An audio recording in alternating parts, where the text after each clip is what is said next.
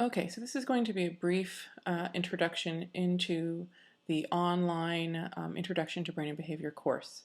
So normally I would walk through this a little bit in lecture, but I'm going to walk you through the aspects of the Moodle website that you need to know about so that you can begin the course knowledgeably.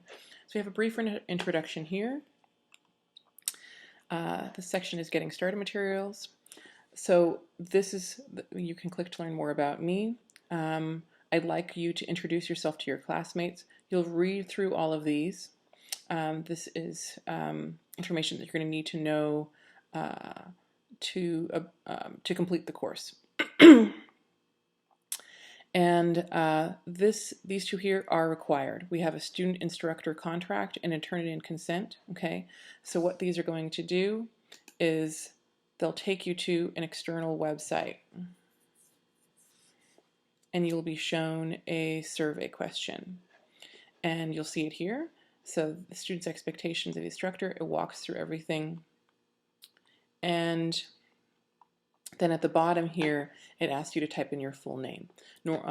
This is something that I've done in class in the past, and this is basically the student and the professor are on the same page aspect, that you've read through the course syllabus. You can go through this at your leisure, but it is required, and we will be looking at who's completed and who's signed and who has not.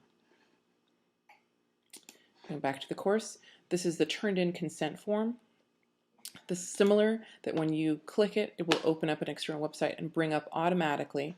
Turnitin consent form is required for people that are going to be using Turnitin as part of their course. We use Turnitin so that you can turn in your writing assignments, and I'll probably have a brief little introduction regarding Turnitin at a later time, but you'll need to read through this, and it's basically a consent that you're going to upload your documents, and again, you're going to type in your full name, and by entering in your name, you're providing your digital signature and you're providing consent for the use of Turnitin, for Turnitin to store your assignments.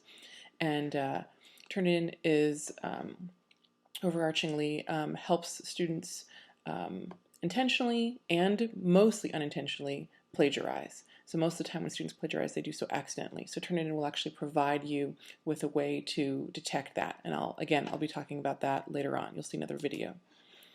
And okay, so in this section, you have your course resources. Here is initial course resources. This will always be the current copy of the syllabus. So you'll want to look this over and read it in depth. This has when all the assignments are due, what each of the assignments are worth. Okay, so here's a copy of the course syllabus. It has the textbook name, my contact information. This is the graduate teaching assistant. There'll be a number of other ones that'll be updated on here later on. Textbook, general course objectives, grading criteria, online exams. Okay. The exams are online regardless of whether you're in the in-person or the online section. You'll have a 72-hour window, no extensions or makeups. Okay, it would have to be it would have to be something excessive that you wouldn't be able to take the exam within a 3-day period. We also have online quizzes. Okay, so exams make up 59% of your grade, quizzes make up 26% of your grade. There are 12 quizzes, but only 11 of them will count to your grade. The lowest one will be dropped, okay? Similarly, when the quiz is open, they'll also be open for a 72-hour window. And you can take them multiple times, and only your highest score will be recorded. Okay, we also have writing assignments, and these are brief writing assignments, basically about a page, okay? So they occur roughly bi-weekly. There's a total of 7 assignments. They make up about 12% of your grade, okay? This is what you're required to fill out the Turnitin consent form for. All written assignments must be submitted on Moodle via the Turnitin link. No exceptions, no deadlines. I will not accept late submissions. You have multiple days to do this, and they're not hard. There are actually really questions that ask you to just think about topics, give your opinions backed by evidence, my colleagues and I that designed the course, we chose these to be high interest topics. Okay, so the key part that you need to know about these is that there are 7 assignments, and that I will decide to formally grade 2 or 3 of the assignments. Okay, and I will decide this after the due date. Each formally graded written assignment is worth 10 points, and the remaining 4 to 5 assignments will be graded on a submit 5 points or non-submit 0 point scale. So if I'm not grading it fully, then it's going to be worth 5 points. Okay. When the ones that I randomly choose to grade fully, there will be 2 or 3 of those. They're worth 10 points, and you will be graded based on quality of writing. You'll be able to see more about the assignments. They'll be posted. You can find out all the details, and we do actually give feedback. Course participation. This is an aspect of the course that I'm actually still trying to work out a little bit, the best way to have you participate, even though it's an online course. But I know that I'm planning on posting questions in a Moodle forum, and I'm working on a number of ways that you will actually be asked questions during the videos that you watch for the course. All in all, your participation will be worth 20 points. And what I'm going to do is I'm going to choose from a number of posted questions, either it be a forum or during a lecture, and these will be randomly chosen, and I will identify whether or not you responded. And if you responded, then you'll get credit. If you didn't respond, then you don't. Of those 30 randomly chosen questions, the lowest 10 will be dropped, resulting in 20 points. Okay, so even if you, out of the randomly 30 questions that I have chosen, if you didn't respond to 7 of them, I drop 10 responses, you're going to get your maximum of 20 points. Of those 30 responses, if you didn't respond to 15 of them, okay, the lowest 10 will be dropped and you'll have 15 points. Make sure you study posted material. This is an online course, and so I can't check your attendance. I can't do anything. What I can do to help you keep track of what you have and have not done is that there are these little completion markers here. So as soon as you've done a particular assignment, you can mark it as completed.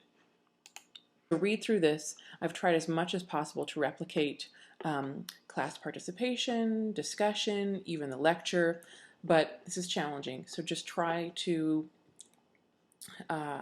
become as familiar and engaged with the topic as you can using the material that I post online. Here's the final breakdown of the points.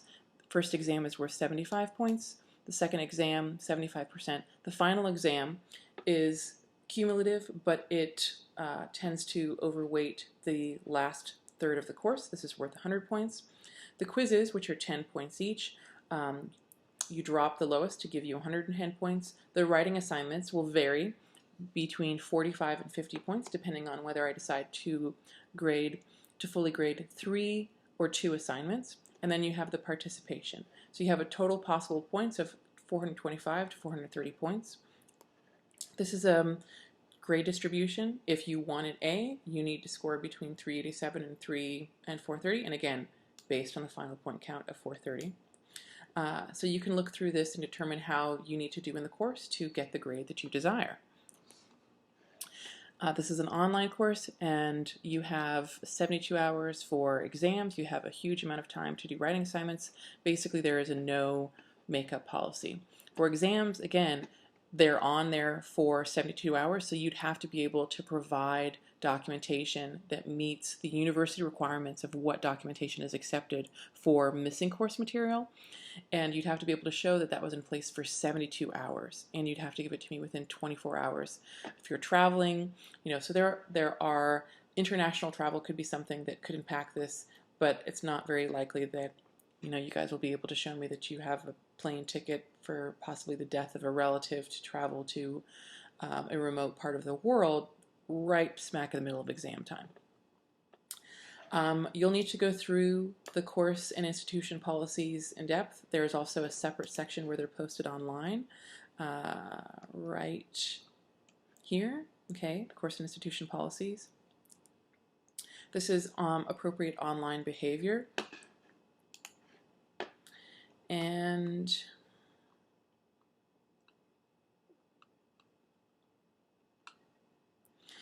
this section here gives the timing of when everything is due, okay? It breaks everything down into week 1, week 2. This is an online course, so whether you do something on Monday or do something on Wednesday, it really doesn't matter to me, but this gives you an idea that there are due dates of when things are due. This is designed to help you sort of better parcel your time, and I think this will be helpful as opposed to just something to do in week 1, because week 1 is Monday through Friday, but something could be due in the middle or the beginning of the week. So this is designed to orient you towards that. So it lists all of the readings that you have to do for each sort of half of the week, the beginning half, the latter half, the general time that it should correspond to, and the topic. So it gives everything here, breaks it down. Of course, we have no class during spring break, and you'll just read through and keep up with everything as the assignments are posted and as you come across them. And again, you'll be able to keep track of everything through here. To see how this corresponds with the syllabus, we have weeks 1, 2, and 3, basic anatomy of the nervous system. I have just the video material for chapter 1 posted, but again, this roughly corresponds with the schedule of the syllabus. For chapter 1, which you'll be going through in week 1, this will be stuff for Monday. This will be stuff that you'll receive probably on Tuesday to prepare you for Wednesday. And I'll generally post stuff the day before that material would be mentioned on the syllabus. So if I'm beginning when you're going to begin chapter 12, motivated behavior, I'll probably post some of those video lectures that previous weekend. I don't post the content way ahead of time because this is something, I want all the students to be roughly covering the same material at the same time so you can better support each other, so that the TAs can better support you. We do have TAs for the course that it can attend the in-person section if they have questions. So this is designed for you to follow along at a paced way throughout the semester. So it goes through everything here, and you'll see that this corresponds roughly the same. So I have more information posted for weeks 1 through 3, the first section, and there is for the rest of this year, you'll see what's coming up, but you won't see the individual assignments or the lecture materials. So weeks 4, 5, and 6, fundamentals of neural communication and transmission, going through each of the chapters. We have learning objectives that are posted each year. This is what the course material is designed for you to learn, particularly during this section. So you want to be able to check, okay, well, after I cover chapter 5, will I be able to describe the structure and function of synapses and receptors? And you'll want to be able to check each of these off the list. Here is the midterm 1 in review materials. So I actually I'll have a little study guide, a worksheet or two. The quizzes that are earlier in the section, I repost them here for practice. They'll be open for a very short period of time. And this is where you'll actually also go to find the exam. Okay. Then we move on to after exam 1, week 7, 8, and 9, studying the brain and the senses of the body. And so you can go through and basically see how the course is structured. The material's not there yet, but you'll know what you'll be learning at that time. Okay. And again, you'll see the final exam here. So it ends, and there are other sections which I'm keeping here. You don't need to worry about any of these. So this is basically all the material for the course, and you'll be able to, as material is posted, you'll be able to look at it at your leisure. Just make sure that you don't fall behind, because even though there isn't the structure of attending a course in class, that you want to make sure that you don't get too far behind. Everything is only open for a certain period of time in terms of the quizzes and the writing assignments, so stay on top of everything. And this is other ongoing course resources that you may be interested in. So I will post weekly updates here, so you'll check back to this. This is a discussion blog, okay? So this here is where you can post a question that you have that you're not sure the answer to. You can also post invitations for a study group. Despite the fact this is an online course, I'd really like there to be a little bit of a learning community.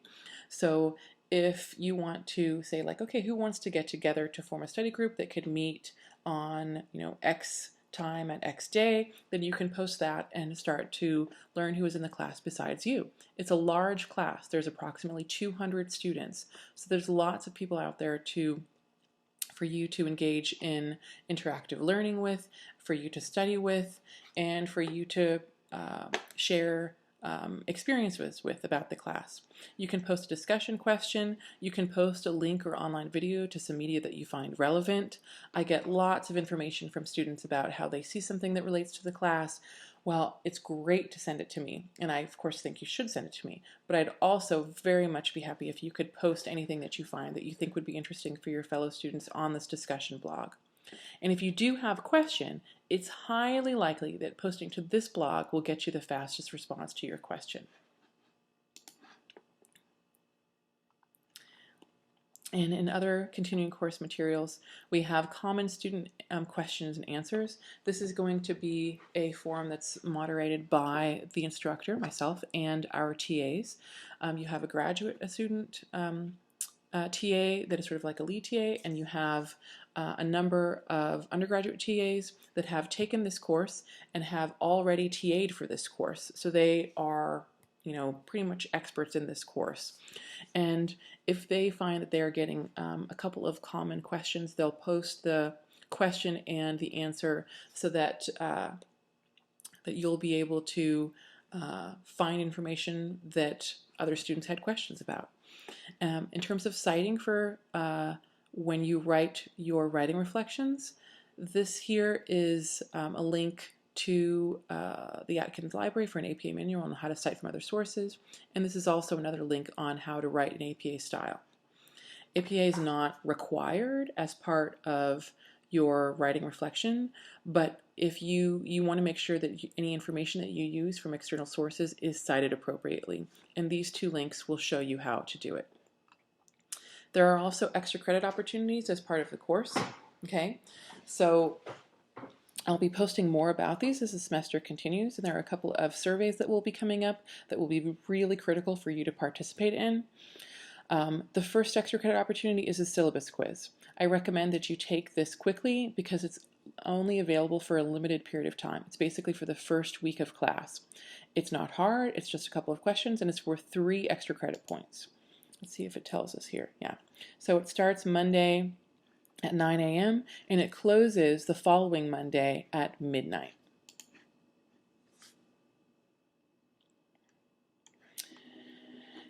And then the other really great way to earn extra credit is to participate in Sona. And most of you have done this for your intro psychology classes. So you can participate in research online or research experiments in person through the Sona website, and at the end of the class I'll be sent a link in terms of who participates, and this will be worth a certain amount of points. Okay, so this is how to sign up for Sona and how to keep track of everything. And so most of you should be familiar with the Sona website. But if you are new to the game, this is where you can find out all the information on how to participate and manage your Sona research account. And here are the extra credit instructions for this course. Okay, so for each credit earned through Sona, you get 3 extra credit points with a maximum of 9 points. So if an experiment is worth 1 research credit, that will give you 3 extra credit points. If it's worth 0.5, it'll give you 1.5. Okay, you can participate in an online one study, multiple studies, however many you want, but you have a maximum of 9 points. Okay. And this, it doesn't matter if it's in person or it doesn't matter if it's online, okay? But you can earn a maximum of 9 points, so however many you do. You can do more of that. One thing to make sure of is if you're participating in multiple classes, which give extra credit for research, after you complete I can't remember if it's before or afterwards, but either when you sign up for an experiment on Sona, or after you complete it, once you get your credit, it will let you pick which course you want to assign the credit to. So you want to make sure that you assign the credits that you earn to the correct courses. Because say you need 2 courses, extra credit, you need to do research credit for 2 courses, and this course and one other one. And it may automatically pick one by default. And so say you participate in 5 experiments and they're worth 1 credit each. You want to make sure that you assign 3 of them to this class and 2 of them to the other class to make sure that your extra credit points go where they're supposed to go. So this is something that you are responsible for. And please take the time to review the course material fully. There will be a variety of materials posted. For most weeks you'll have the slides and a video, and you can just click on these and it will bring up the course material as a video that you'll be able to pause, rewind, play as many times as you like to. So this is our first mini lecture for brain and behavior. And you can hear me already going into the content. I'll let you get to that later on when you're ready. So these are all the basics for the brain and behavior course. I'll be going through all the same material with the in-person section, and I'm trying to align the in-person and online section as much as possible. If you have any questions, my contact information is on the course syllabus, okay? And then as the TAs will be on there as well. You could, of course, also post any questions to the blog here, okay? And you can always email me. My email address is slevens, that's S-L-E-V as in Victor, E-N-S, at uncc.edu. So if you email me, then I will try to get back to you as quickly as possible. A couple of things that you should know. I am a working mom. Okay, so when I go home, I try to devote as much time as I can to my family, and when I'm at work, I try to devote as much time as I can to my students and to my research. I am a research active professor, and if you watch the Introducing Your Instructor, you'll learn a little bit more about me and the type of research that I do. So if you do email me at 8 o'clock at night, you probably won't hear from me until the next morning. If you email me at even 5 o'clock at night, you might not even hear from me the next morning. You may get lucky and hear from me, but if you get lucky once, that doesn't mean that you're going to necessarily get lucky every single time in terms of hearing from me in off hours. I'm a very passionate I'm a very passionate professor, but I'm also a very passionate mother and wife, so I want to make sure that I give my family the same time and attention that I also give my students when I'm at work. So welcome to Brain and Behavior, and I hope you have a really great semester taking this class. Please stop in my office anytime and introduce yourself. In the meantime, make sure you go through all the Getting Started materials, and in particular, make sure you introduce yourself to your classmates. This is just the type of activity that I could randomly choose for one of your participation points. Have a great night or day, and hope to see you sometime soon.